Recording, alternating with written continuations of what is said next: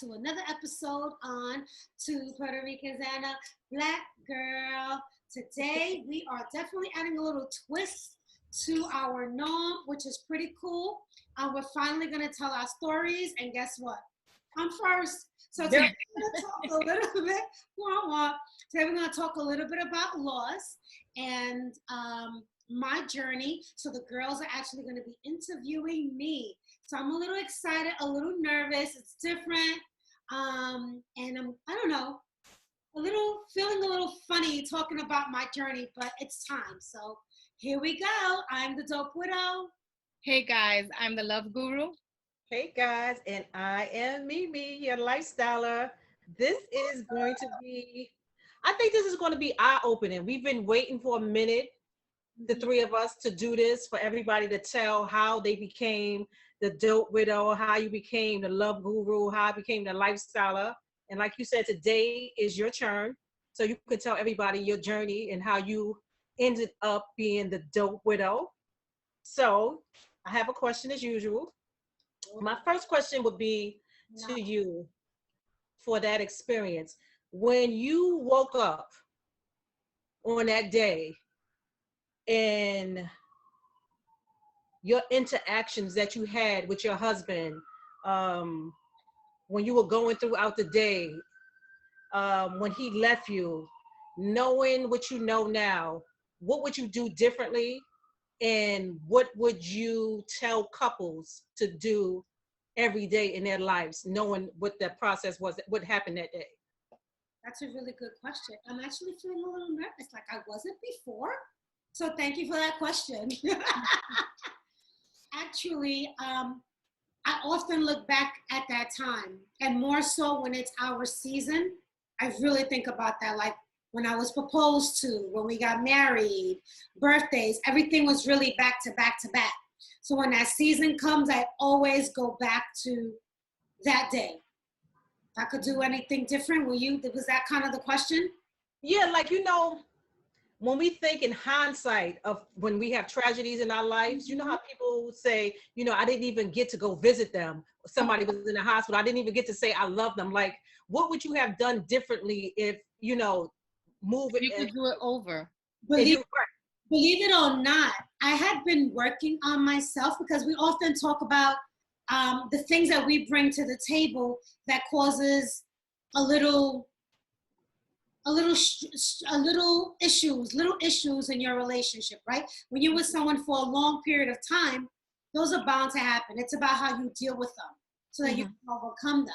And so I had already been working with myself because I already saw some of the things that I needed to fix. So leading up until that, maybe the last 2 or 3 weeks, everything was beautiful. I swear, it was almost like, not almost, I already know how God works. So it was my time to make sure fix everything with me. Like he strategically made sure that all the ducks were in order. So that we were in such a good place. Not that everything was crazy and stuff like that. But when you're with somebody for a while, it's like you take them for granted. It's just normal. Right. But that day, everything was just like, it was perfect. I had actually taken a year off from work. So God knew the perfect time for me to take off.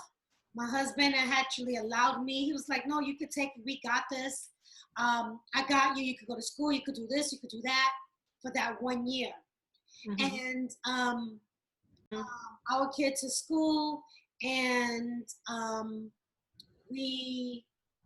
I'm home, just doing whatever I was doing when I was off. Right. And I remember that we picked him up when I picked her up from school. We went and picked him up from work.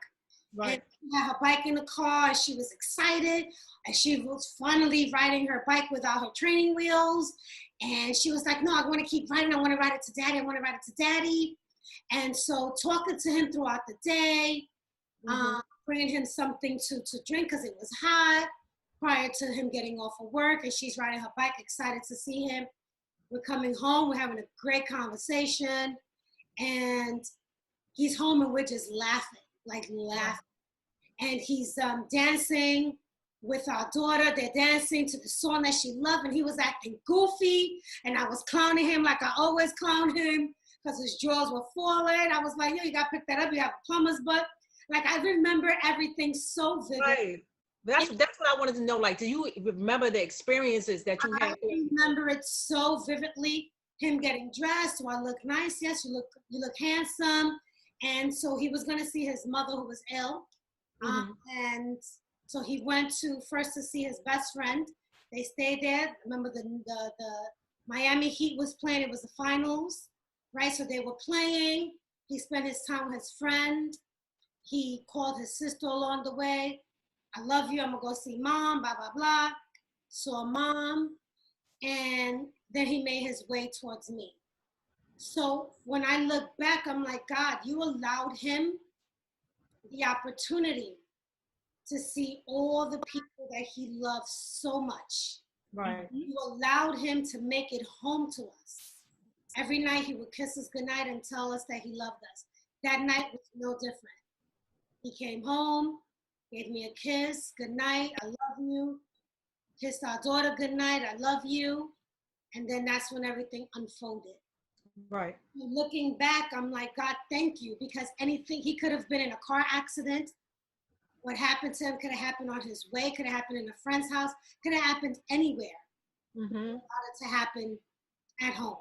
So you can have an opportunity to say, for him to hear his voice again before, you know. I love you, and to say I love you. Yeah.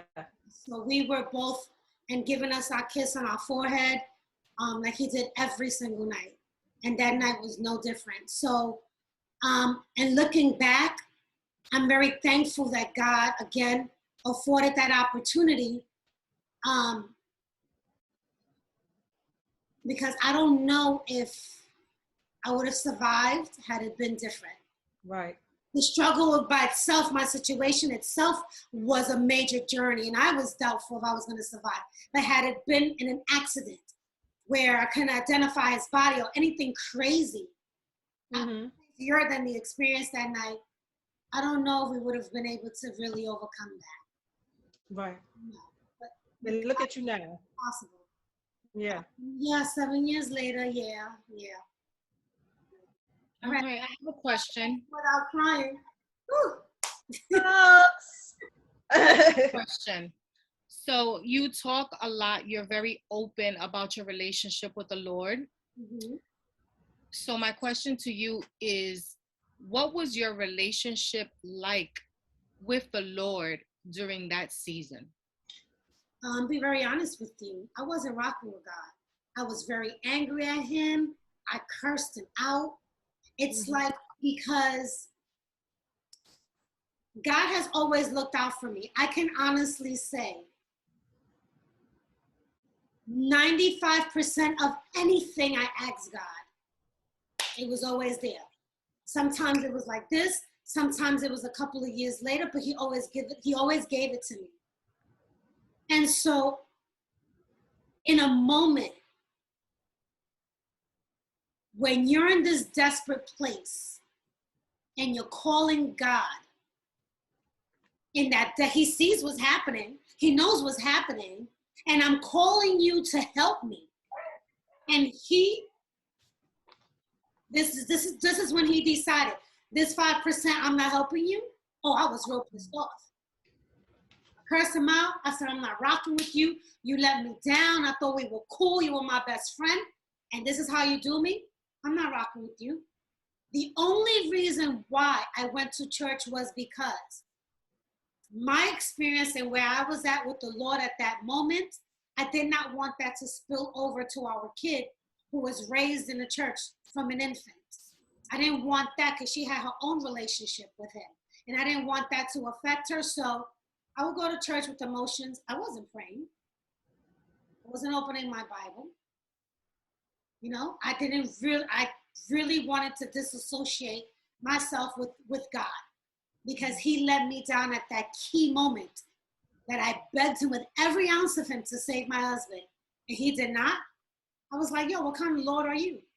So I was very angry. So it leads me into just this. So what was the turning point that drew you back in to rocking with God? To be honest with you, it was my friends, my family at church that prayed for me. Okay. So the power of prayer, if people listening right now do not believe in the power of prayer and how it can change someone's life around, take it from me. People praying for me, you praying for me, your mother praying for me, Michelle praying for me, Deirdre, Leroy, like my pastors, everyone at the church praying for me. Even though I wasn't rocking with God, their prayers allowed me to continue going to church, allowed me to see light in the dark walk that I was in. I saw the light when I saw you guys.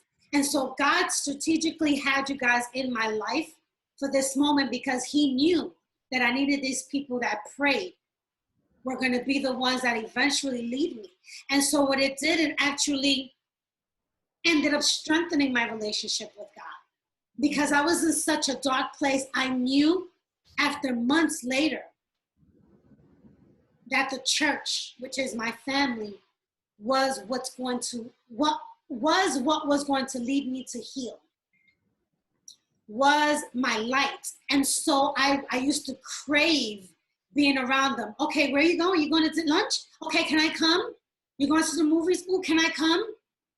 Whatever they were doing, I needed to be a part of it. So it actually strengthened my relationship with you guys. Yep. It strengthened my relationship with them. And it prepared me for some other journeys that my sisters went through when losing their spouses. So God was able to lift me up so that I was prepared and ready to be able to minister to them when they went through their losses. Because I wasn't just talking about it and being empathetic. I was in their shoes only a few months prior. So it really allowed me to, and so when I sit back now, all I could do is really be in awe of God. He allowed me to go through my rants and curse him out, but he knew that I was going to come back to him because I was already rooted in my. He's so gracious in those moments like that, and being so close to you and going through that experience hand in hand with you. You were not able to be able to stand on your own strength. You needed to be able to stand on the strength of standing on Jackie's shoulders, on standing on my shoulders, on standing on my prayers to get you through. It's like sometimes that's why you have to make sure people have to be conscious of who you keep around you.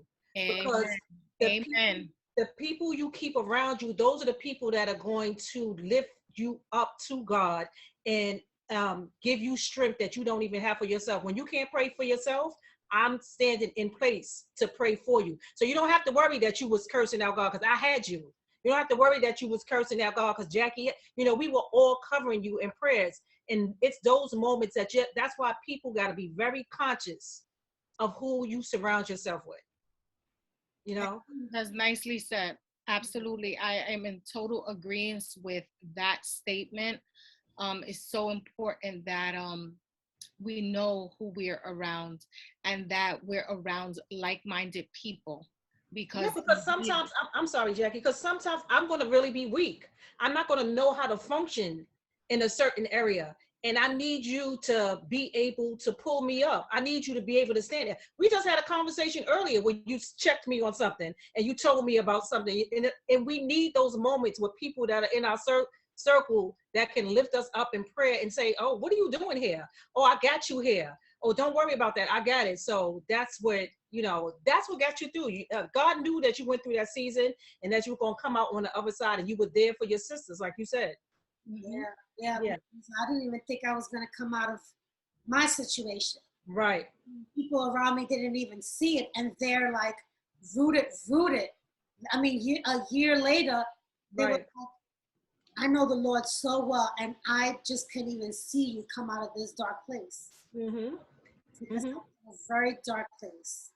So I have another question. So do you think it would help people that are grieving if people that are around them like stop walking on eggshells and talked more about the grief in the person that they lost, so that and said their names out loud, so that that would bring healing, to remember the joy, the the light that the person was, to remember who they was as a person. Because sometimes we get around people when they're grieving and we're all like, tiptoeing, and we don't want to speak about the person. But I think sometimes we need to hear people talk about, what a light this person was, what a gift they were to you in your life.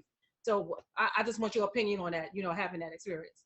So everyone grieves differently. Yeah, that's true. And everyone heals differently. Mm-hmm. For me, I would say allow it to just be organic. For Okay. me, talking about him, it didn't help me. Got you. Actually made me more sad. If you can become any more sad, that would make me more sad. Mm-hmm. Looking at pictures wasn't healing for me. I remember in the very beginning what was healing for me, and it was out of a desperate place, was going to the cemetery. I had to go, even if it was for 2 minutes. There were times that the cemetery was closed, but I knew I could park my car right here. I can go to the side, and I could walk to his area. And I would drag my kid. Sometimes I would drag her with me, and sometimes I wouldn't. Right. But I just needed those 2 minutes just to say, baby, I'm here. Mm. I didn't forget about you. I love you. I just felt like if I was giving him a hug. Yeah. And so that right there was therapeutic for me, but it was out of a desperate place. It was out of a dark place. Mm-hmm. Now, going to the cemetery, it doesn't give me healing. Right. Because you passed that moment. That. Because I found that moment. So now going, because before we would go, and I would sit, I would eat, she would fly her kite, we would sing his favorite song, like we would go through all of this, but that was healing for me. Now it's just, it brings me a lot of sadness. It's like, not healing. So I try to go on those key dates, because now I'm going through a different part of my healing. So healing, people think that you're supposed to be finished with grieving or healing. In 6 months, you should be here. Or in 3 years, you should certainly be here. No, I'm in a completely on a different part of my grief right now. However, I'm still going through my stages, because now going to the cemetery brings me so much. So I'm in a different phase of my grieving. And I think that I'm only 7 years in. I don't know if I'm gonna feel like this 10 more years, but I do know that it's a pain that never really leaves. You kind of just learn to deal with it. Right. And every year is just a different form of grieving. Like I just lost my dad, and his picture's on my phone. And now going to the cemetery, it's a little different for me. As opposed to with my husband, where I found peace, it's given me too much sadness in the beginning. So it might be the reverse way. So maybe it depends on who you're grieving for, and where you're at in your faith. There's a lot of different factors. So if you are around someone who just lost someone, just keep it organic. Be yourself. If you're a person who joke around, don't stop that, because that person still needs that same energy. And don't really talk about it. Just allow that person to be the person to allow, like if it's me, allow me to bring it up. Because sometimes we don't want to hear about it because it's just hard. The mere mention of his name was horrible. Going to family house for Thanksgiving. I didn't want to go, but it was tradition. My kid had to be with the family. I still wanted to be with the family. But they would mention him, and I would just cry. Just little things. Right. You have to go through it, but allow the person to and just be yourself, because you can feel the elephant in the room. Yeah. Okay. But be yourself. I'm sorry, go ahead. No, that was go. Okay, so we're talking about your healing, and you continue to mention your daughter. So what kind of tools did you use to help her get through her loss? So it's funny you should say that. Our first year, we did counseling. I did counseling through my pastor for the year. Um, and we also did counseling through this organization, which was found out as a Christian organization. And so we would do therapy separately. So mine would be with other people who've lost their spouses or lost someone that's really close to them. Hers were specifically for children that lost their parents, and they were sectioned off in age groups. So they would have their therapy through play, through drawing, do some talking, and she really enjoyed it. So that first year, I made sure that we were in therapy. In hindsight, I kind of wish that we would have continued it, because just losing my dad right now, it's obviously bringing up a lot of memories of that time that I lost my husband, because it was very similar. Some aspects of it was very similar. And so I really feel like I'm really messed up emotionally, trying to get a hold of my emotions. I like to think I mask it well, but my quiet time is not a good place. But the difference is that I do believe that I need to continue now, because now I'm dealing with two important deaths, a husband and my dad. And I do believe that now that she's at a different age, it's a different stage. Kids grieve differently. They could laugh. Yes. Even at the funeral, she recognized that she was so close to her dad. She was with her little cousin still playing. There's a different way that they grieve. I do believe that now she's grieving the loss of her dad, because kids, especially little girls, they need their fathers, especially at certain points in their lives. And so I do believe that her and I spoke, and we want to revisit this idea, because she's mentioned she didn't really grieve the way she wanted to, because she saw how hurt I was. And even at that young age, she knew enough. Let me hold my emotions, because mommy is having a very difficult time. So I don't really think that she grieved the way she was supposed to, because I was fucked up. Right, and you know too, sis, she probably, because of the level of maturity, and like you were saying, she was a child. So she, now being older, and knowing what, and having knowing what a relationship, what a father-daughter relationship is, she knows she's missing out on those things. So that probably brings a little sorrow to her, that she's not able to have that, where when she was so young, she didn't really was able to wasn't able to process it at that early age. But now, because she's older, and she sees other girls probably with her dads, or maybe a daddy and daughter dance, and she doesn't have that opportunity anymore. So maybe, that's why she may be grieving at this time or this stage in her life. And like you said, all girls need their daddies at some point or another in their lives. So now that, especially I think in the teenage years, they do need that, because they're encountering that stage where they're liking the boys, and they need that father insight as well as the mom insight. But I think they also need their father's advice about boys, so maybe, she was just so young she couldn't process it, but now, because she understands a little bit more, she's going through the emotions right now. She definitely has suffered. And it's funny, because you said girls always need their dads, and I'm gonna get ready to cry now, because I just lost my dad in March, and I need my daddy. Right. So you told me to get that tissue. I didn't think I was gonna need it, but because I'm processing my dad's death is a lot. And so at my age, this is how I feel about my dad. Right. At her age, so y'all messing with me today. Lord Jesus. you know what I was going to say? Go ahead. I'm sorry, Jack. No, go ahead, babe. There's different emotions for different relationships, right? With a wife and a husband, that's a more intimate relationship. With a husband, with a father and daughter, that's a more nurturing, looking out for relation. Like your husband looks out for you, of course, but it's just a different nurture there. That so those two relationships, you're going to grieve differently because of the love is different. It's not that it's less than, it's just different love.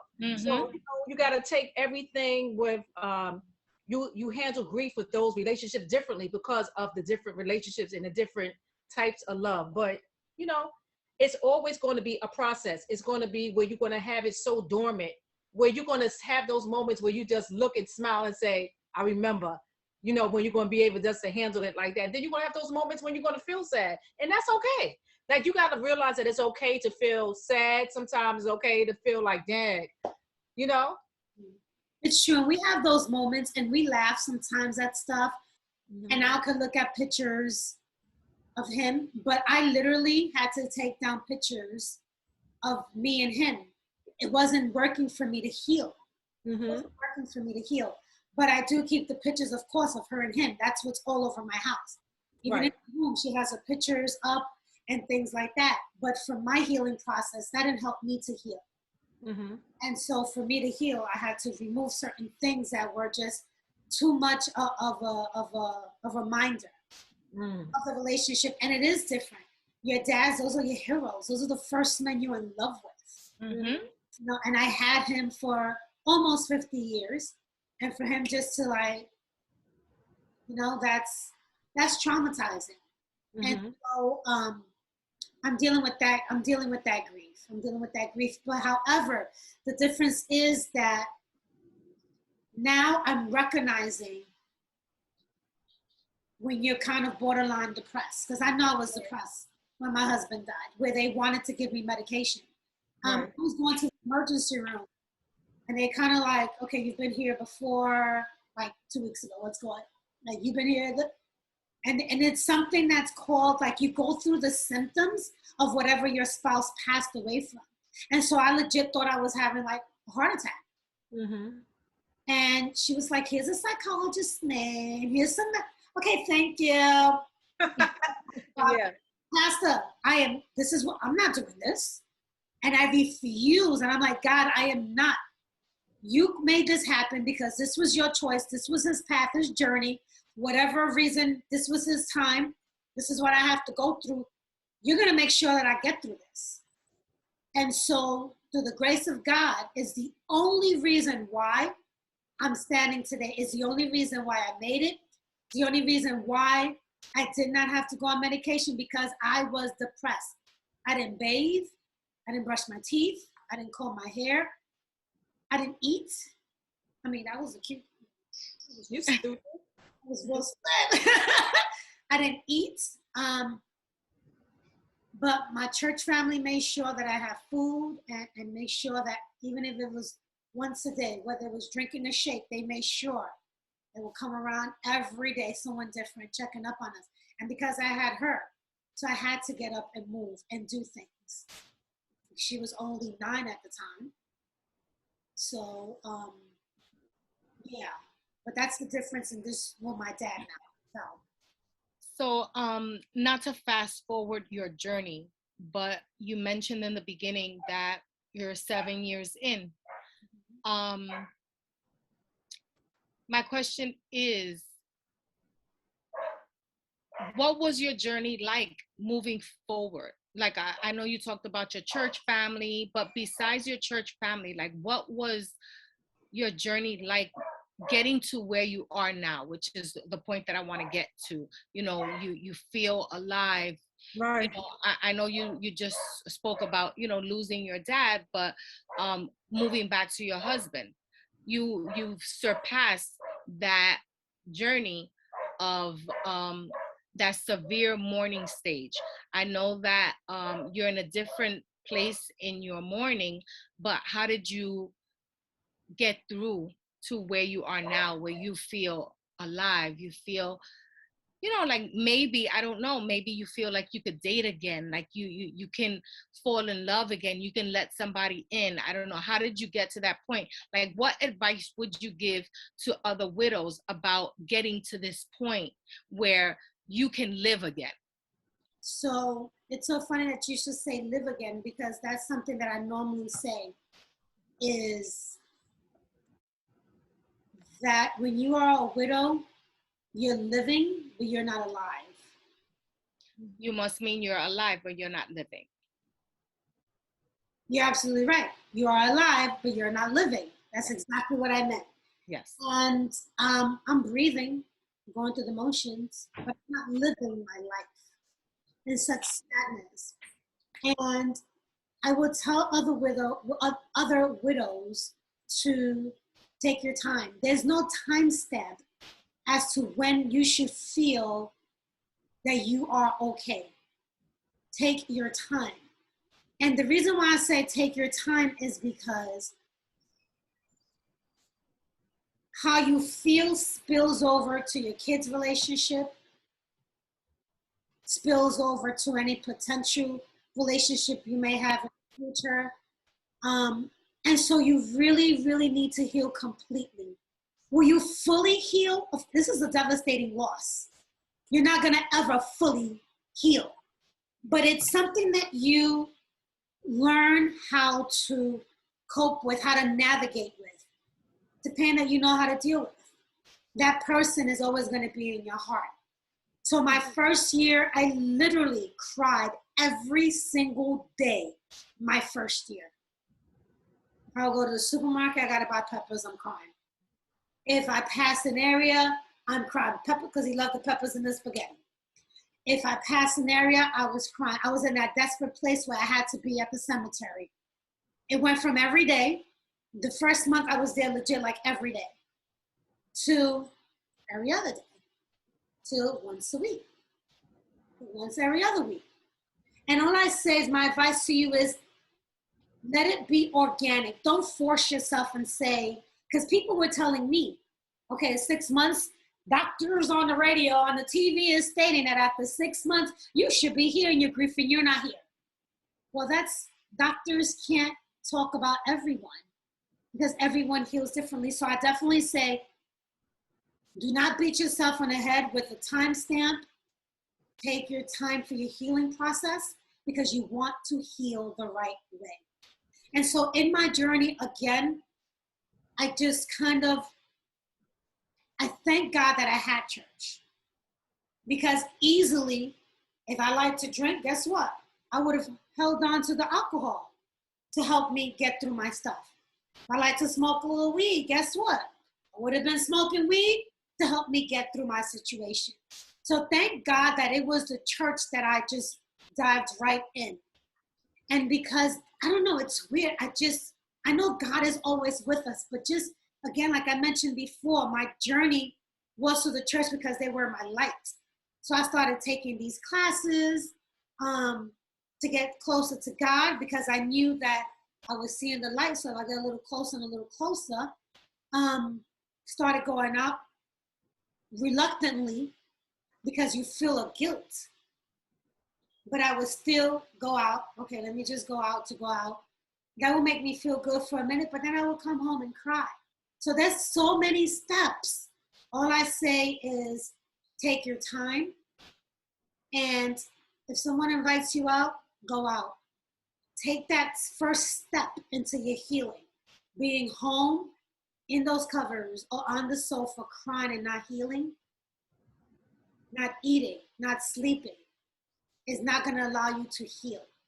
You have to take, and it wasn't my fault, it was just the people who were around me.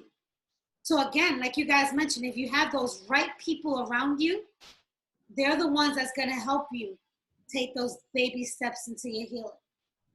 And the rest, sometimes you need therapy to talk it out because you got to figure out tools on how I'm going to deal.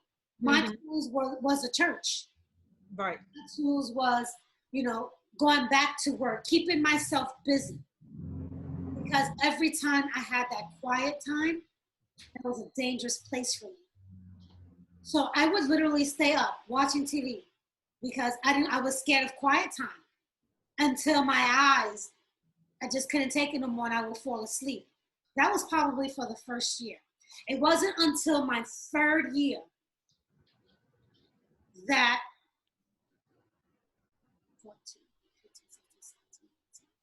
that I started feeling a little bit, okay, feel a little bit better now. People are telling me, oh, you're gonna start dating soon. And I'm like, I don't think so. But I'm gonna die with my husband. You're gonna bury me with him.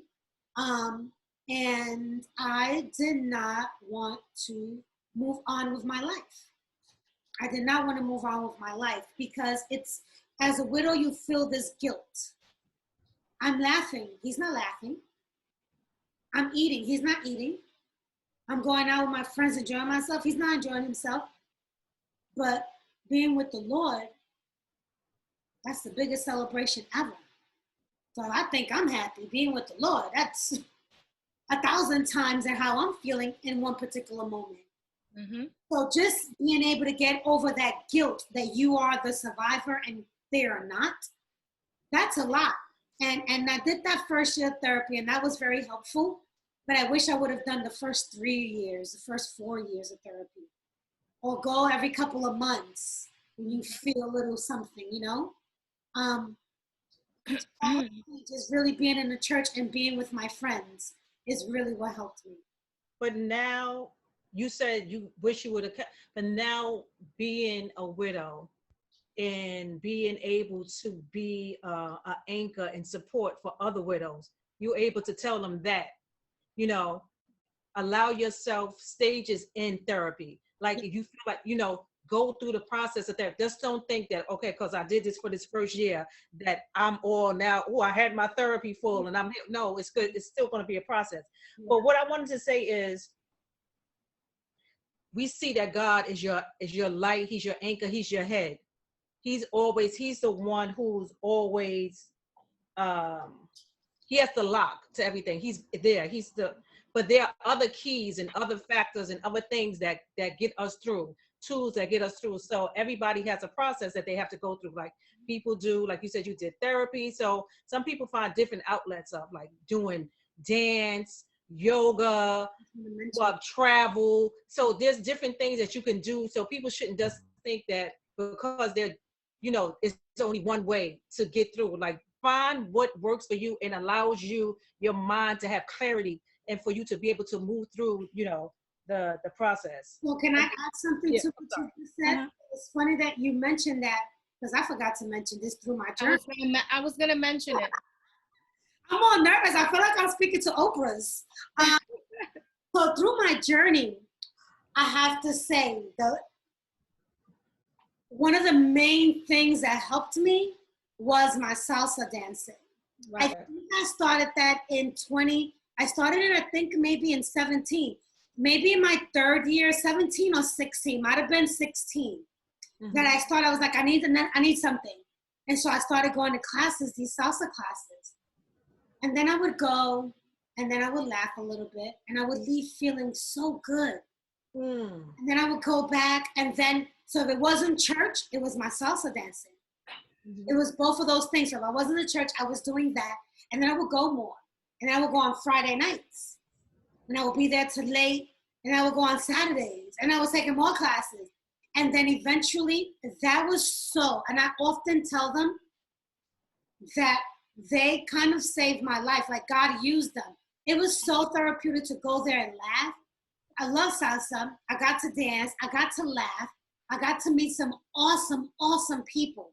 Mm-hmm. And I don't know if they know this, but they definitely were key in saving my life. Mm-hmm. Not that I was going to kill myself, but I literally thought I was going to die of a broken heart. Mm-hmm. And you need to find an avenue. You have to find an outlet. Whether, like you said, it's travel, dancing, writing, whatever it is that you always wanted to do that's fun, do it. Trust me, you feel, in the process, you think you are never, ever going to see the end of it and see a light. But once you just need that first step, you take that first step with any grief, not just losing a spouse, but losing anyone. Allow yourself to grieve, but do not live in that grief. Mm-hmm. Once you live in that grief, it's really a fine line between depression and being sad. Once you cross that line, sometimes it's very, very difficult to cross back. Medication comes into play. You might self-medicate. You may neglect your family, your kids. Like there's so many things that happen when you become depressed. It's so important that you find that outlet. And that was my outlet. And Yeah, really that's why I wanted to make that point, because I wanted you to bring that up, because I knew that was something you tapped into, and you can't look at everybody's way that they handle it. Like if yours is not, don't think because Grizel did salsa dancing that you have to do salsa dancing. If that's not if that's not going to be that tool that's going to help you, find what your tool is, because it's something out there. Like just take baby steps. Just be like, oh, I like to draw. Even if you say, okay, I can't just doodle in a book, like, and you'll see how eventually it just steamroll, and now you're into it. You got to find something to deal with that trauma, because if you don't deal with it, it will deal with you years and years and years later. And even though it's 7 years for me, whenever, like I mentioned before, it's that season, I replay that night. It's like a record, honey. I play it and it is clear as day. Right. And I know that that's going to be obviously a part of my mind forever. That's not something that ever goes away, but it's how you deal. And I'm in a place now where once in a blue, I do cry. But God has brought me so far that I can get through the anniversaries. Of course, I'm going to be somber, but I no longer cry. Like I never thought a person could cry legit all day, every day for 365 days. The second year may not have been 365, but it was definitely like 180. Well, you know what I mean? Every other day, once a week. Like, how do you cry so much? But I'm able to now go through these key moments. I can recall I'm sad, but I already know how to, I'm okay now. Right. I'm okay now. So. That's like being sad and melancholy. Like it's a difference between, between the two. And that's when you're in a good spot. It's like, okay, I feel this way, but I'm good. Yeah. And that's where I'm at. Like I'm always gonna love him. I mean, come on, that was my husband. And no one will ever come and replace the love that I have for him. It could never leave my space. You know, this is not just a little boyfriend. This was like my husband. We had plans. We had a lot of plans prior to him passing, right? So that's never gonna leave. And then just recently, again, losing my dad, losing my husband who passed in my arms, losing my dad who passed in my arms. That's a lot to deal with. That's a heavy, heavy, heavy burden to deal with. And so that's why I'm like, oh, I'm a little fucked up right now.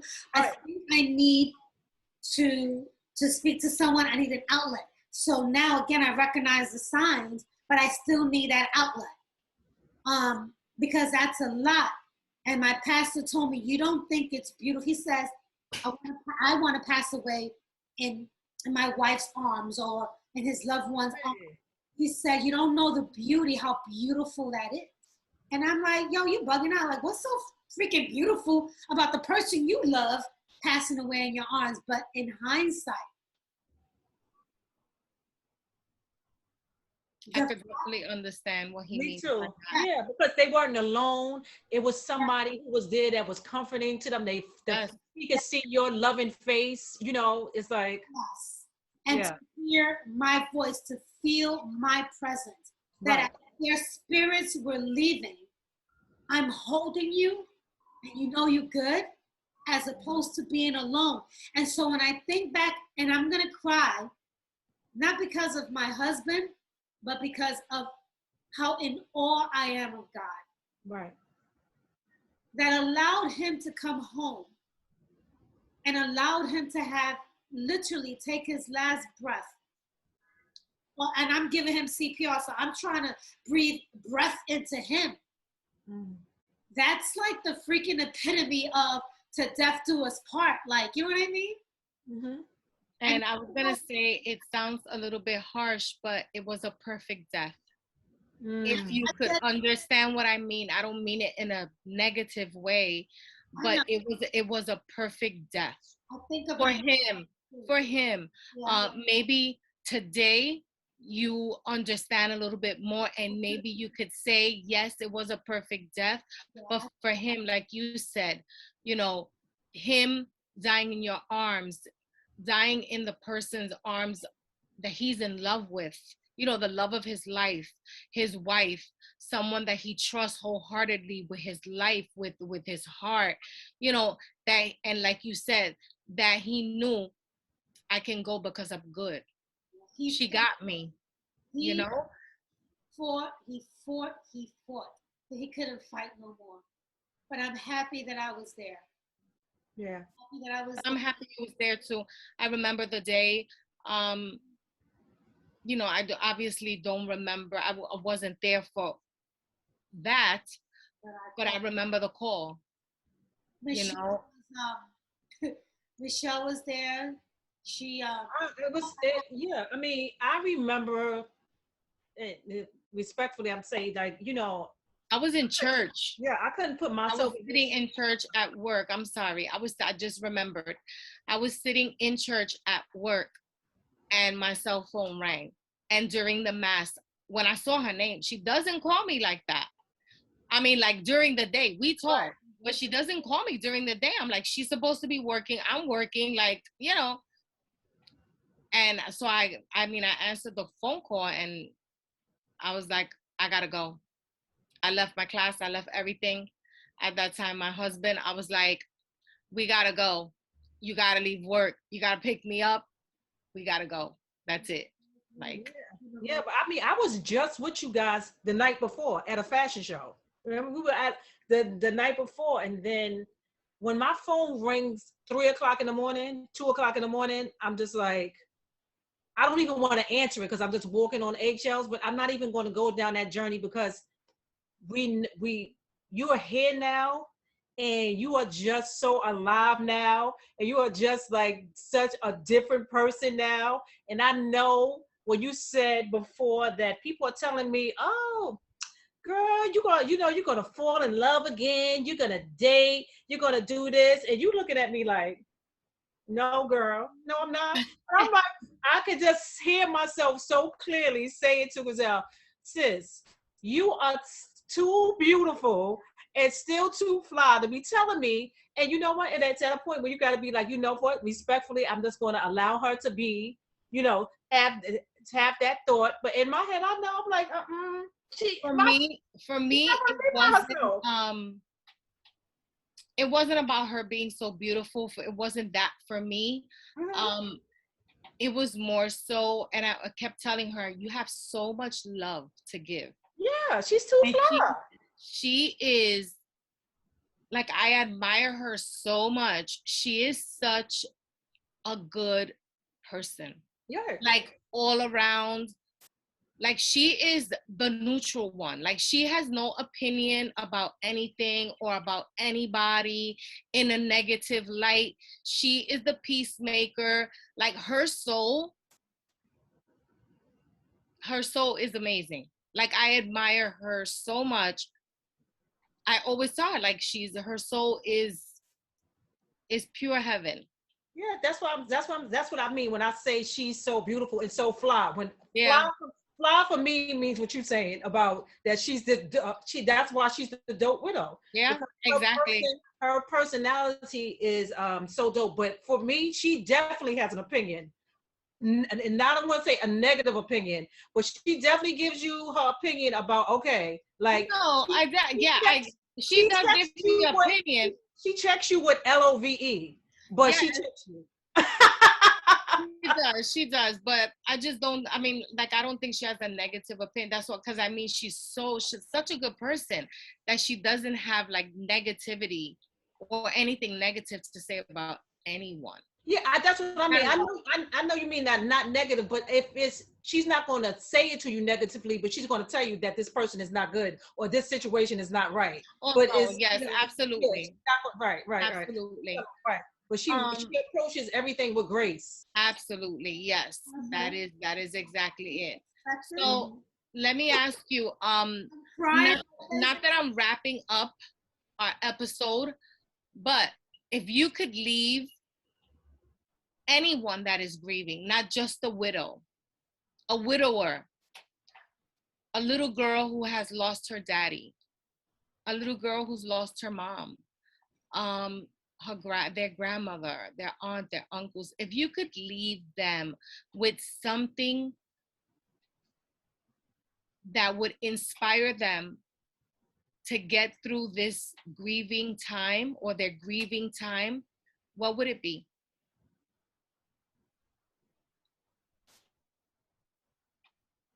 I would say try to bring joy, because joy is lasting. And the person could sit down and think about, oh, this day was filled with so much joy and so much laughter. Like, be there for them, but don't be overbearing. Because when people are grieving, they need their space. Give people their space. Even kids grieve a little differently, but hold them a little bit more. Tell them you love them a little bit more. Do more things with kids, because you don't want them to venture out because of how they're feeling. And with adults, try to have those happy moments with the adults. And the same thing, be there for them. Even though we don't want to talk to you, because there's been plenty of people who've called me and I don't want to talk to you. Every conversation, my phone rang off the hook. Right. I don't want to talk to you about my husband. I don't want to talk about how I'm feeling. I don't. I want to escape. I want to just escape, or I just want to be by myself.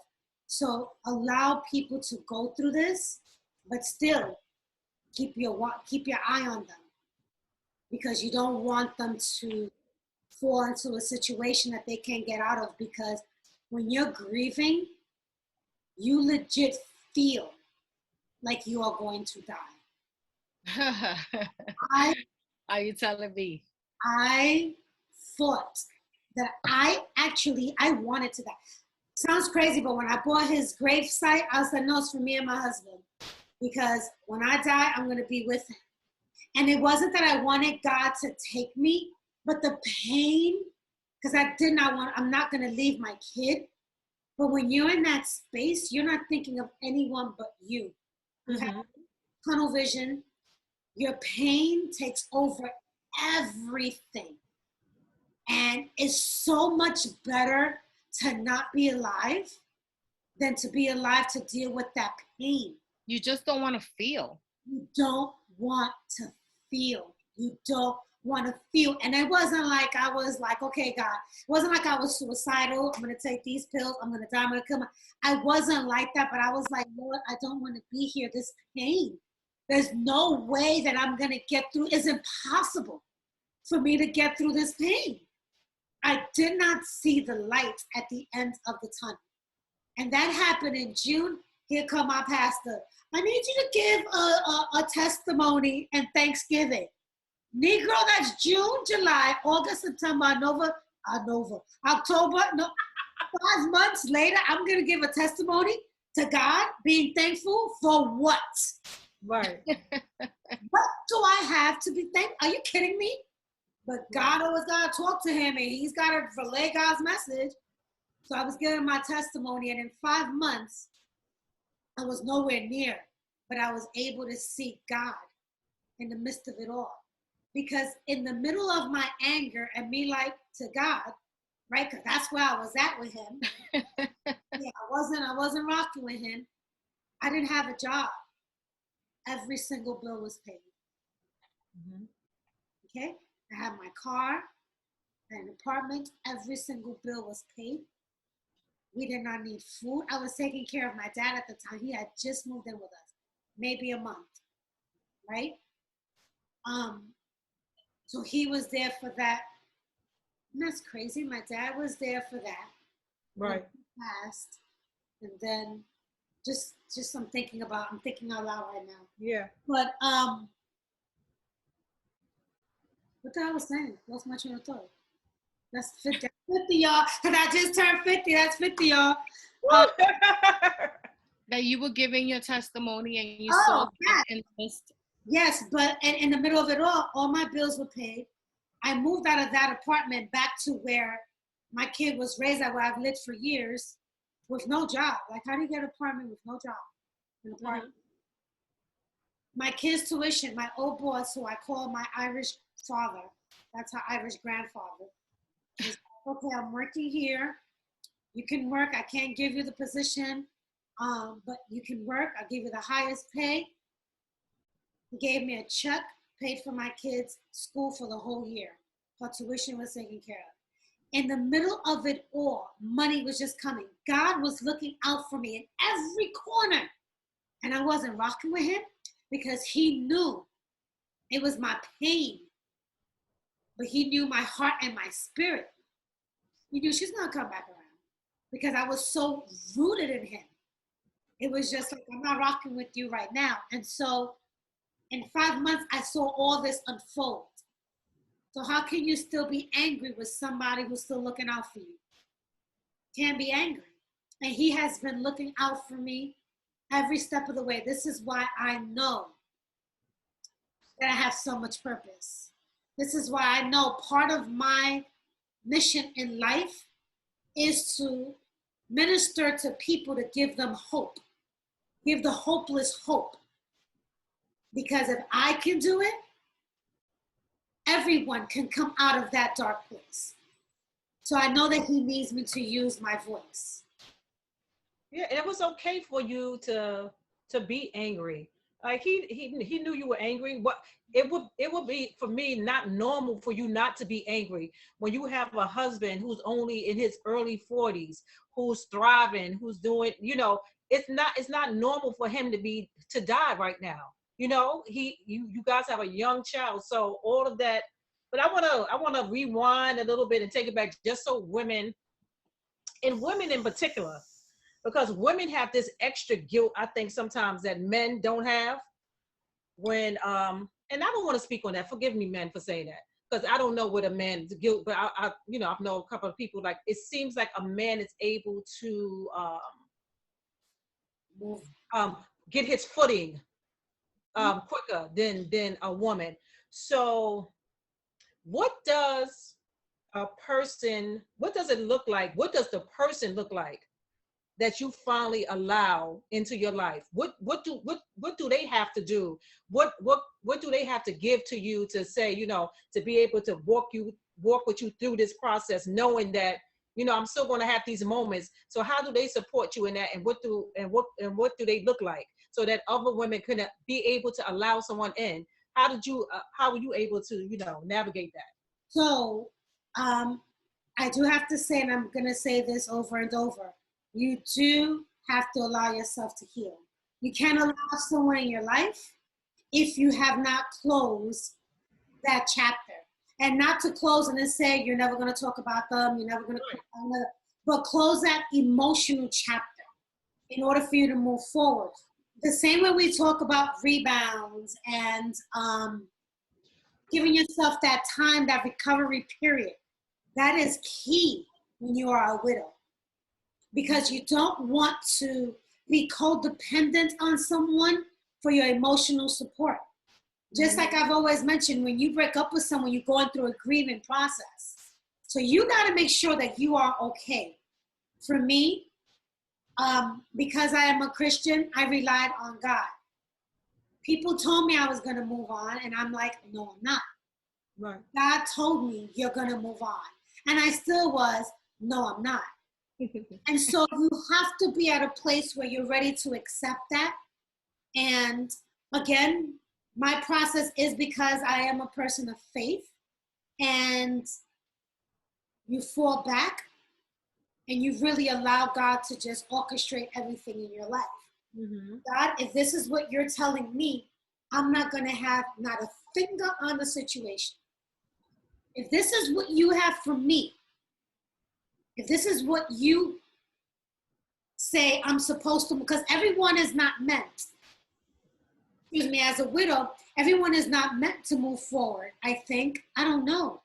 Right. There's some widows, whether it is by choice or whether it's because God called them to stay a widow forever, I don't know. But speaking for myself, because God is just ahead of everything for me, falling back, and again, like I said, allowing God to just orchestrate everything in my life. If you say that it's A, B, and C, you're going to work out A, B, and C. I'm not touching you. I'm going to come in at F. I'm going to come in as Z. When you finish planning it out.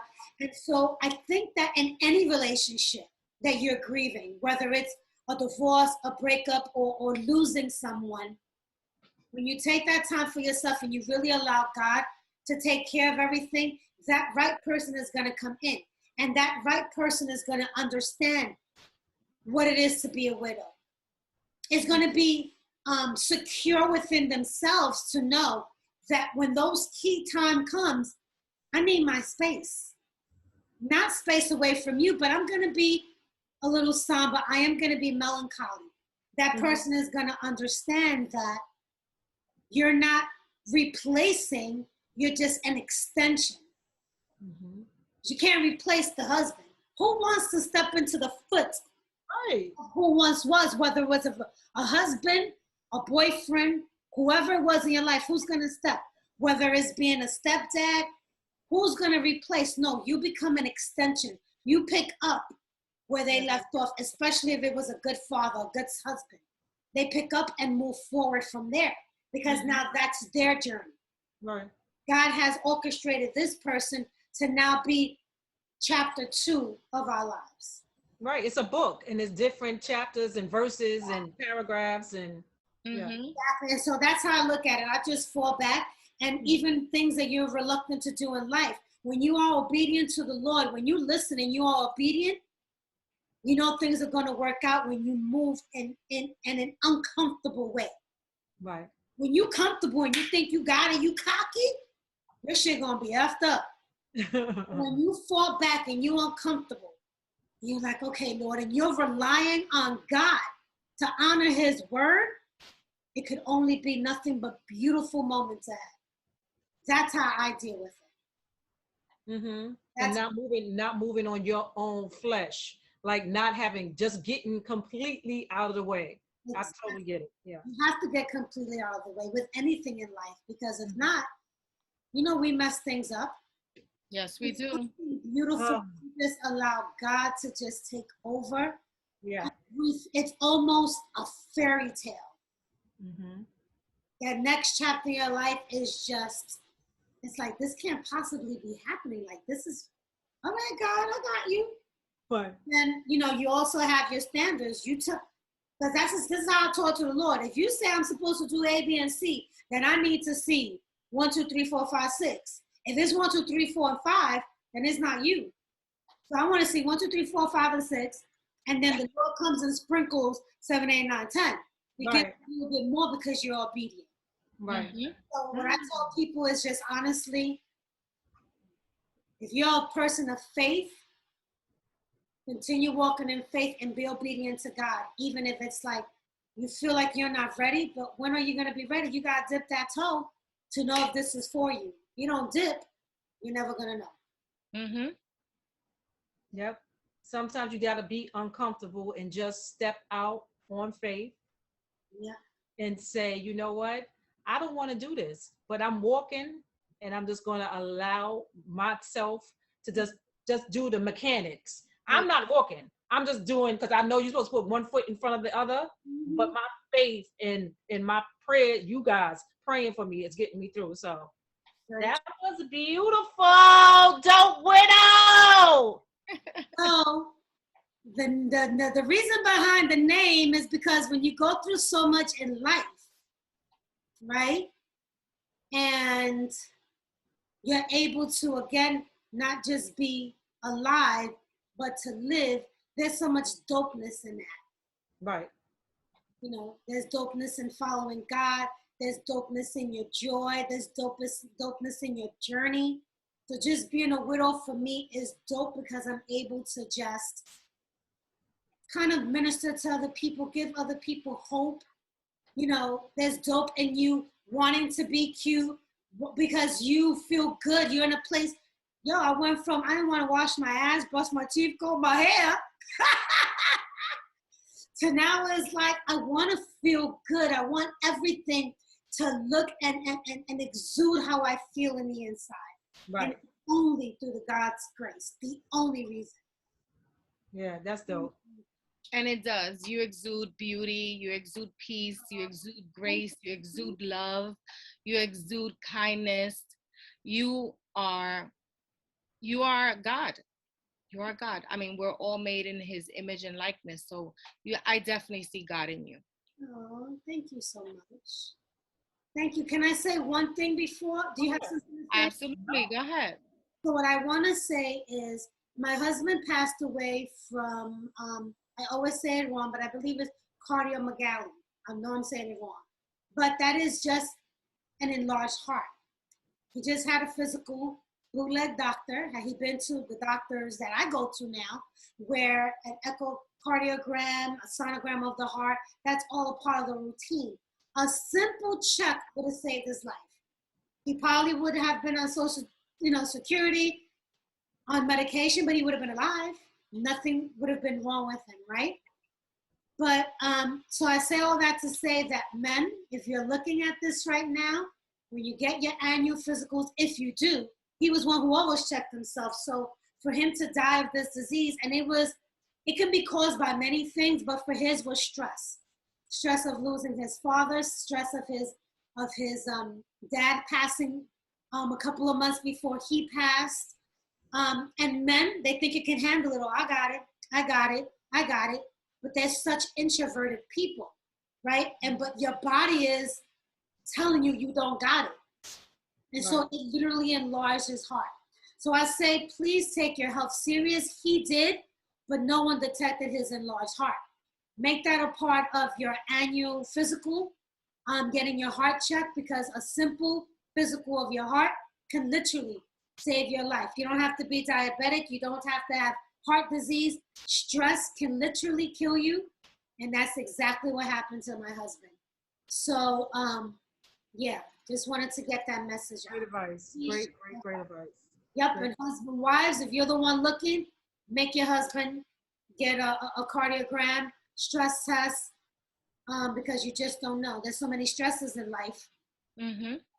That one thing we normally don't have as a part of our physical is the one thing that took him out. So something he wanted to always live. He wanted to live for a very long time. So get that checked out.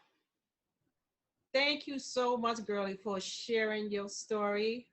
It was beautiful. I'm sure it's going to be inspiring, and people are going to have a takeaway from it, from the words that you shared. And just leave a comment and let us know, if you had experienced grief and how you dealt with it, and what advice you would give to people as well. Yeah. And you can also follow the Dope Widow from time to time. I need to be a little bit more consistent with that. But I'm going to come on and just chat with people who are in their journey where I'm at. I'm in a great place. I never thought I'd be thinking about marriage and things like that. That's where I'm at in my life. But because I'm there 7 years later, for you may not be 7 years. For you, it might be 10 years. For you, it might be 3 years. Do not feel guilty. When your body and your spirit and your mind says that you're ready to move forward, then you do that, and you take that leap of faith, and you move forward. Don't let anyone put a time stamp on your healing process. And on that Until note, the next time on to Puerto Ricans and Black girl. goodbye. Bye. Thank you, sis. I was on the Oprah couch.